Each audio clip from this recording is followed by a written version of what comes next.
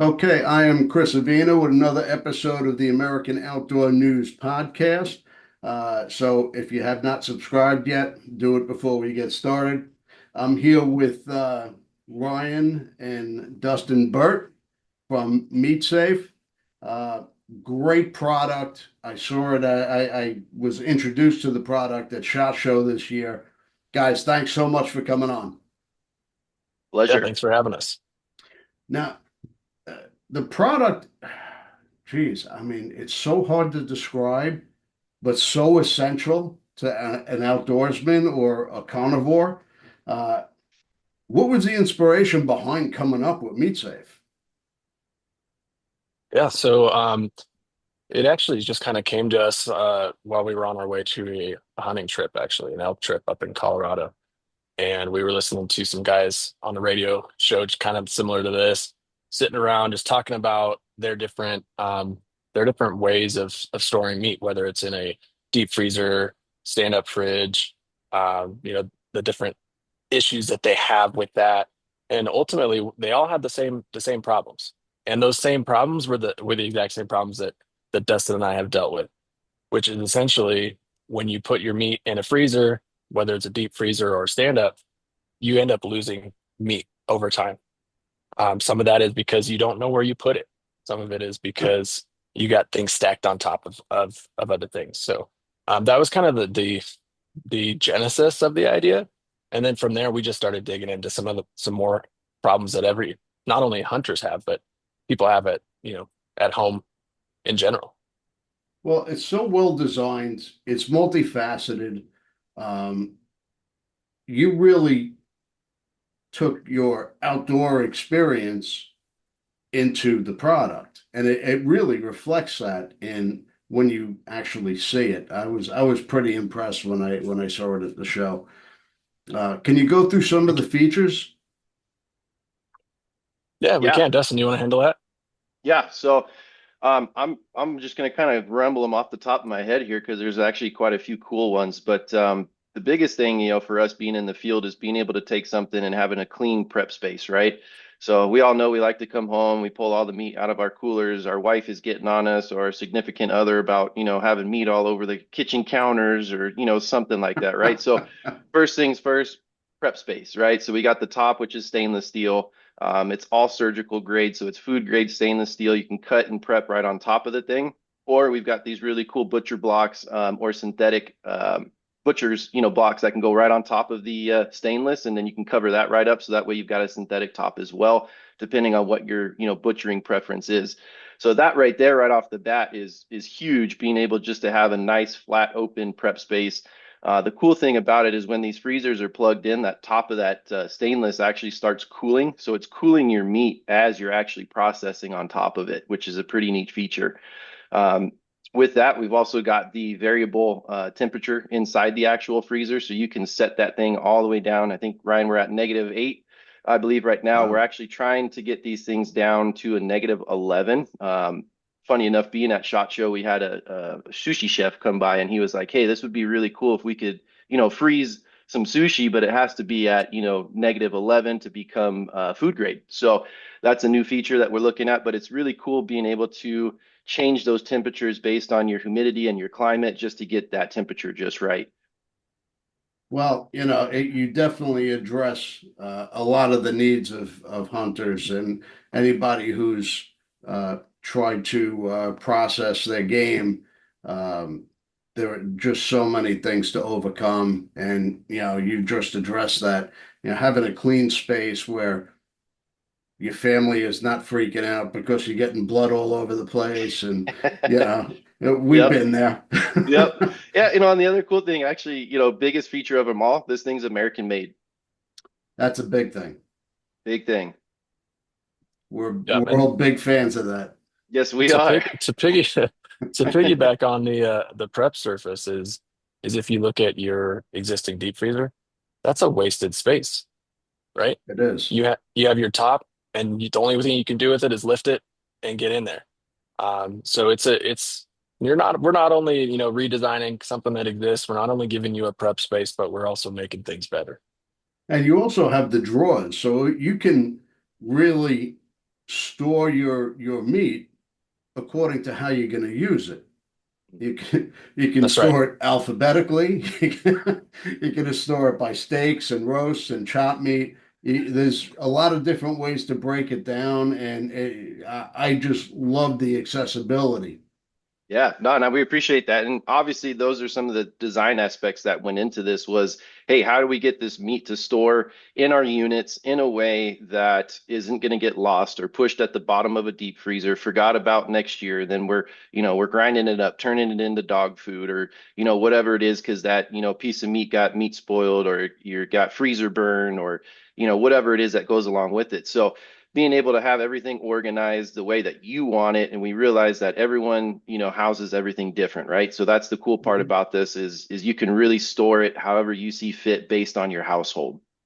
You need to integrate a commercial grade vacuum packer in there. We've got some ideas for some fun things, but we wanted to make sure we got this thing done right the first time. Now, Yep. what sets MeatSafe apart uh, from other um, game storage solutions?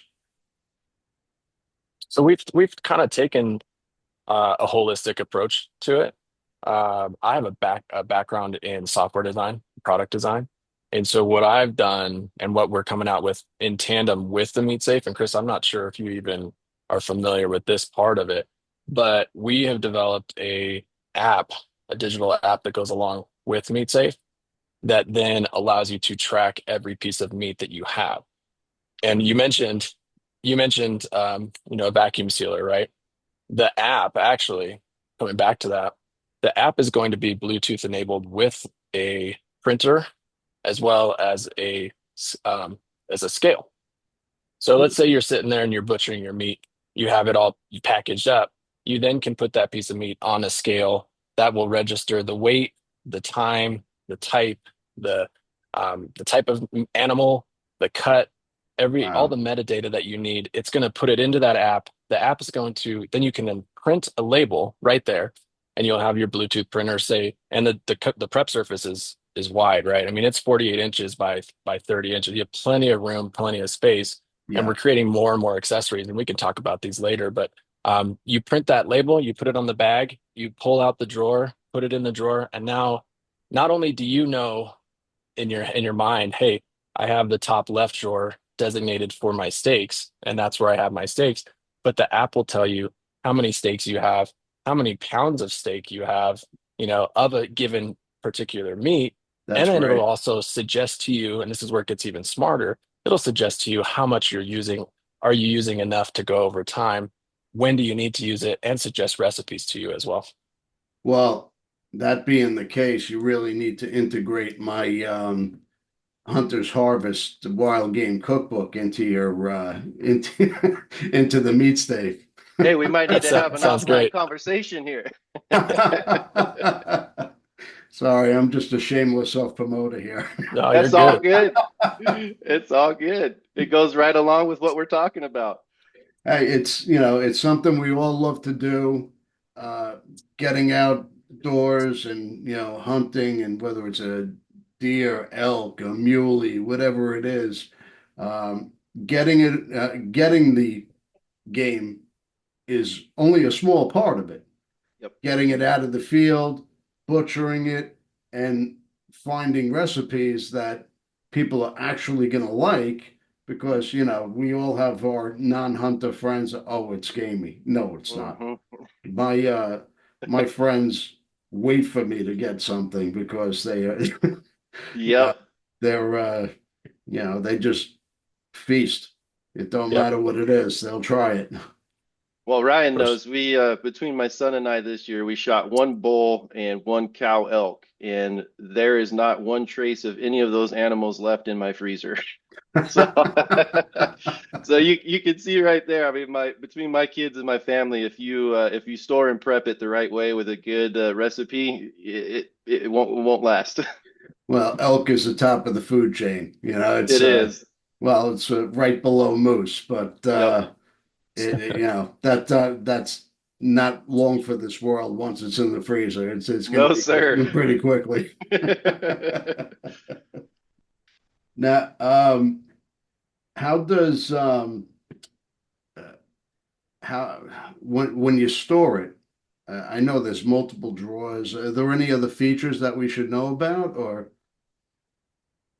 So we're working on an internal drawer system that we're kind of calling the cool file system. In the sense, we're creating a freezer filing system for your meat. uh-huh. So we're working on some customizable options within the drawers themselves that will allow you to designate and segment your system a little bit more. Well, what obstacles have you come across when you're trying to process your game, store your game? Are there any challenges that you had to overcome when you were designing this? I would actually say there's a few. For one, obviously space, right? So as we're getting, ergonomically, challenged with some of these different things, your typical deep freezer, you got, depending if you got a stand up, you got drawers, right? Well, with Yeah, drawers, you're limited on the size of meat that you can place in them. A deep freezer, depending on the size of deep freezer, same thing. Either you have a big open chest or you've got, some way that you have to drop that big chunk of meat in there, then you got to hang yourself over the side of that thing and pull it back out, right? yeah, So hopefully with this, the challenge that we were trying to get away from was hopefully guys aren't coming home leaving that big old elk quarter or that deer quarter, hanging up in their freezer in their deep freezer for, months on end before they thawed back out. This is just kind of a newer way to just get home, get motivated, have a nice prep surface to start going away on and being able to file it, immediately instead of having to walk back and forth from your kitchen to garage. You can just pop that drawer open or open that door, slide it in, you're done. So for us, yeah, there's a little bit more user input up front in terms of housing what you're putting into the freezer, but once it's done, it's there and you know exactly what you have. So for us, the challenge is, being ethical hunters is getting the meat into the freezer as fast as possible. For a lot of archery guys, we're hunting, summer months. So how do you strip that animal clean and get it into the freezer as quick as possible? Um, so yeah, there were some challenges of, hey, what are hunters really going to look for? Do they want something to just quickly stash their meat, just a chest to throw it in, or do they want something to actually organize their meat? well, Yeah. aesthetically, it's very nice looking piece as well. I mean, Mhm. you could put that into your kitchen and it would just look like, you know, another appliance. Yeah. It's So not, oh, like my chest freezer. I'm not going to put that in the, Yeah. and Yeah. and and look, I could definitely relate to that. The chest freeze is deep, it holds a lot of meat, but keeping track of everything, Mhm. it gets very difficult. So Oh you yeah. yeah, and Chris, gotta keep bent over. I'm glad you brought that up too, the aesthetic portion of it. Dustin touched a lot on the physical limitations or roadblocks that we've come up against. But one of the things that we dove into and looked into is kind of more on the habit side and almost the psychological side of things, right? So let's take a family as an example, and this is why we designed it this way: is we designed it to be in the house, and there's reasons for that. One is that yes, it is efficient. It does allow you to do all the butchering and the cleaning and the processing right there in your home without having to be outside or in the garage, which gives you access to all your tools and your sink and everything like that, right? But what it also does is it allows the meat to stay in your home and to be top of mind, right? It allows the wife at home to know where the meat is. Because I know, at least for me, maybe I might be the only one here, but my wife doesn't necessarily know where the specific, where the backstrap is, right? Yep. She doesn't know where the hamburger meat is. But when it's in top of mind in the house, she doesn't have to go out to the garage or go down to the basement and dig it out, and that means she's going to use it more. Family's going to utilize it more. It's going to be, it's going to drop that waste, that food waste down even more. So that's kind of one of the, um, I guess, more intangible Yeah. ways that it improves the process. Well, like you said, when it's in the garage or in the basement, it's out of sight, out of mind. when you go and shopping, you're not thinking, oh, well, I have back straps, or I got a couple of pounds of chopped meat, or some steaks I can throw on tonight. You're in the store, you're like, let me just grab a chicken, or let me grab a steak. If Hmm. it's Right. right in the house, right in the kitchen, easily accessible, it's very easy to figure out what you're making that night. And me, I go out to the garage like every couple of days to take a look at my stock and see what I'm making. Yeah. Right. No, and that's another great point too, is, as guys, there's a lot of us guys that, are maybe hobbyists, right? So your garage is a pristine, nice looking garage. So that's the other part of this too, is being able to match, these freezers to, let's say you've got a Mac tool bench and you want that nice, black or red or blue color, we can match those colors, and that way your garage stays aesthetically flowing and everything looks nice as well there too. So it's not just for the prettiness and the wife's approval. It's, for the extreme hobbyist as well that just wants a good looking piece of, working equipment. And that's what it is. It's a working piece of equipment. Yeah, and it also it upholds the integrity of the game. Um, for storage, for consumption. Hmm. It's very um, I know the word, I just can't find it. That's what happens when you get old. Yeah. It It's came it came through in your message, so we get it. But yeah, I love your product. You walk through the shows and you say, oh, that's nice, and you look, and every once in a while you see something that you're like, wow, look at that. I gotta have one of those.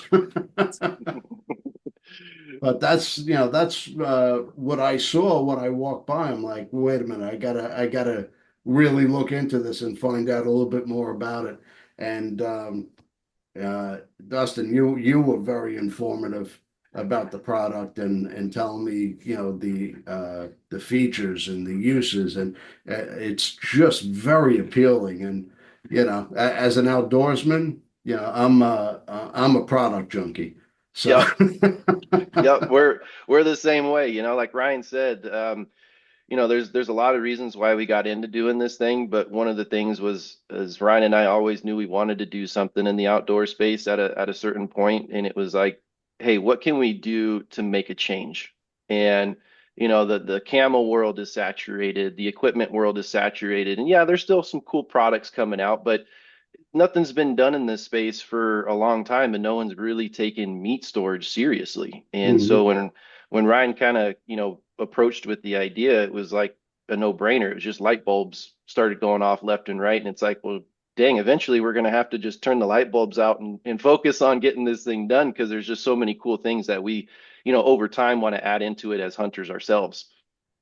Well, as an outdoorsman, I know a lot of us like to be out in the field. A lot of us like to obviously fill a tag and whatnot. Mhm. Um, do you guys cook? We do. course. Um, Obviously getting more and more as I get older, because I can afford the time to do it now. Yeah, that's But always but yeah, we're cooking all the time. My wife's Italian descent, and so depending on whether she's using our ground elk in some sort of Italian dish, or whatever it is, we get pretty creative around this household. well, I'm gonna have to send you one of my cookbooks because I For have sure. venison marsala in there. I got Ooh, all right. venison sorrentino. Okay. I even Awesome. have some Thai dishes. If All right. so, we could get a little creative. Let's I'll get you out a copy. But let's do Chris, it. one thing that I need help with is the dishes with kind of the more exotic type dishes, I would say. A steak is easy, ground like some pasta is like, okay, I could do that in a minute.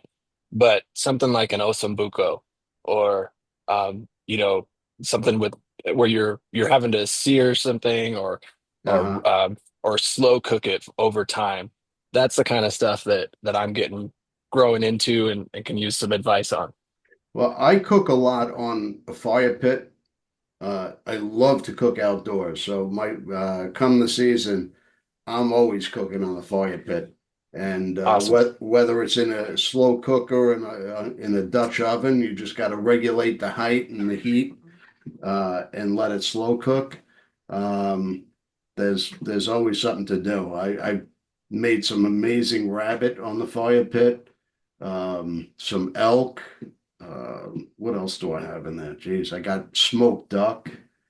Awesome. Um, in this issue, actually, the April issue of American Outdoor News coming out, I really took something that's common, chicken fried steak. Mhm. But what I did was I chopped up some tomatoes, some red onions, some cherry peppers, and I smothered the steak with it after I let it sit for a minute. And then I drizzled it with balsamic vinegar, and it gives a whole new dimension to something Sounds that's like it. very simple that we all make. I don't know, Chris. I think we might need to set up a potluck here pretty soon. We'll come out and we'll just do a full smorgasbord of some outdoor cooking. I'm more than happy to sit there and cook if you guys supply the elk. Hey, we'll do it. Now let's get into production. How is production coming, and when is it going to be available?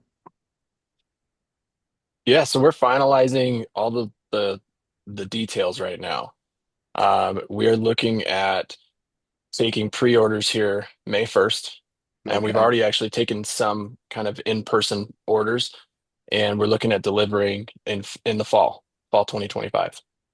Okay. So that's right around the corner. I mean, it's Yep. a couple weeks Mhm. away, a few weeks away. Hunting season. Yeah, absolutely. Well, now where is it going to ship out of? It'll either be so we will either be shipping out of Texas, Dallas, Texas, or Colorado. Oh, okay. So it's middle of the country. It's going to go either coast. Yep. Yep, and the only reason it depends on where is that it's getting manufactured and built in Texas, and we have some sort of standard features that are going to be shipped straight from there.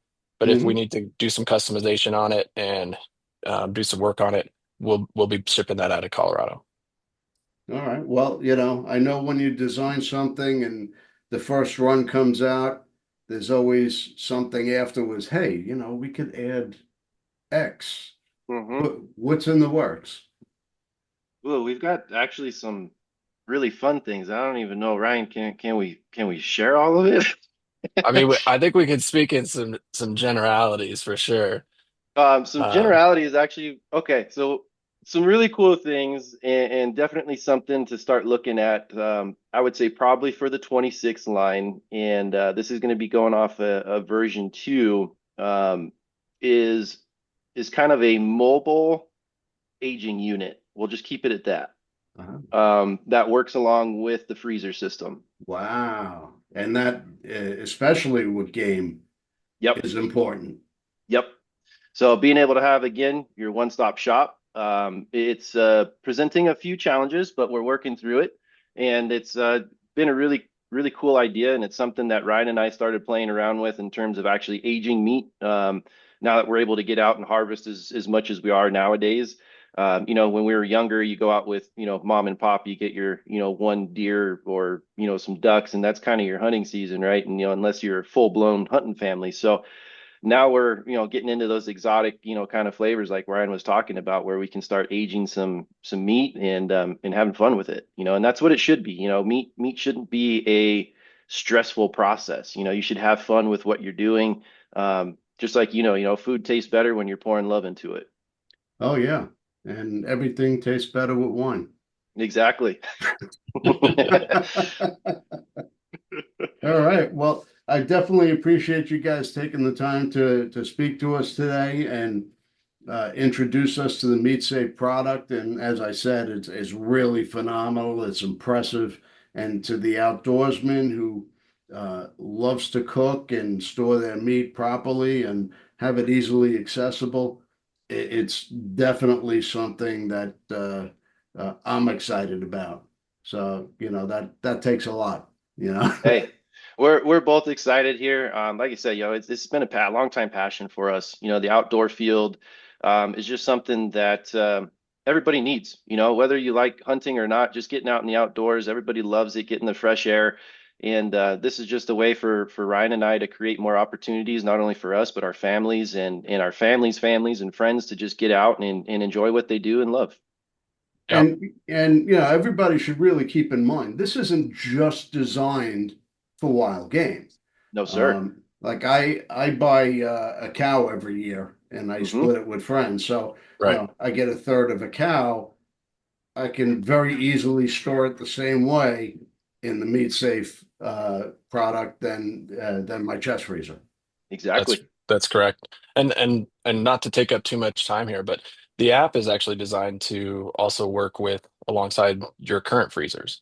Um, and then one of the things that we didn't go into is we are looking at um, preservation outside of the freezer as well. So whether that's jarring and canning and dry goods, that's all stuff that we're working on as part of the app, as part of education. Our main focus, our main slogan and our goal is to honor every kill, right? And Yeah. what we mean by that is that we should be even just get like you said earlier, getting that animal down is just one part. There's a lot of work that goes into that, but making sure that you're taking care of everything that you can and that you can pull as much meat off of that animal as you can and utilize that. That's really what, truly what honoring that animal means. And Mhm. so that's that's a 100%. that's a challenge for us as a company. That's a challenge for hunters and sportsmen everywhere in general. So All right. So where can we pre-order? Where can we find you guys? so you can find us at meatsafe.com. Pretty easy. Spelled just like it sounds. Okay. And Social media as well, or yep, we're on Instagram primarily. The Meat Safe is our handle there on Instagram. We're putting more and more content out daily, trying to get more, story-based information out there and education materials out there as well. So what we've run into is a lot of new people, a lot of new hunters getting into the sport, Hmm. and they don't know where to start. And we want to make sure that okay, if they go out there and they, stick an Mhm. animal with a bow and an arrow that they know what to do with it after that fact. Absolutely. I'm a big bow hunter, more so than any other way. Actually, more so a crossbow hunter. I Mm. got into that a couple years back, and uh, I love my crossbow. More than any other weapon, it's quiet, it's easy, and takes down a lot of good game. It's a quiet assassin right there. Oh yeah. Lots of dirt naps being had. Hell yeah. All right, guys. Right I on.